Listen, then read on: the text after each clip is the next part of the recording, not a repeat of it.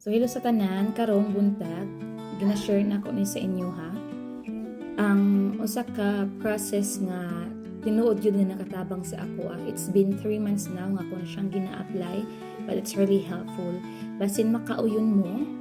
So kung prone mo sa dysmenorrhea, ang inyong paliton lang is banana, dark chocolate, peanuts or nuts, any kind of nuts, yogurt, and oatmeal. So, kani siya karon every morning o afternoon ako siyang ginakaon. Especially nga ang period, it will last like 7 days. So, grabe kaayo. And first to 4 days, grabe ang cramps nga ako ang masinati.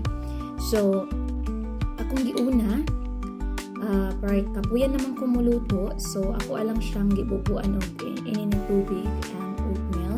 So I wait like about 5 minutes until nga nakita na ko nga softy na siya. Then I put also the yogurt after that. So ginamix na ko siya. So ang yogurt na akong gigamit, mao ni siya. So mao ni siya.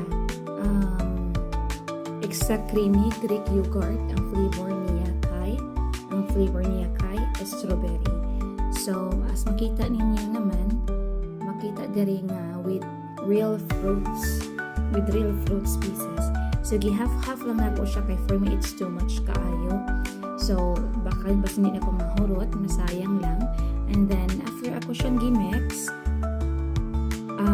ako siyang gibutangan dayon sa banana, dark chocolate o sa peanuts.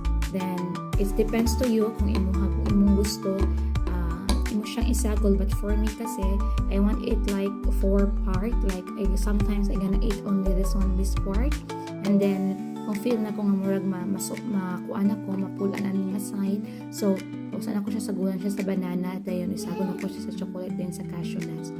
So mo na ko ang pag-process, pero it depends sa inyo kung saan niyo siya pagkaon. I hope makatabang ni sa mga tao, especially to those women na naka-experience of period cramps. Salamat.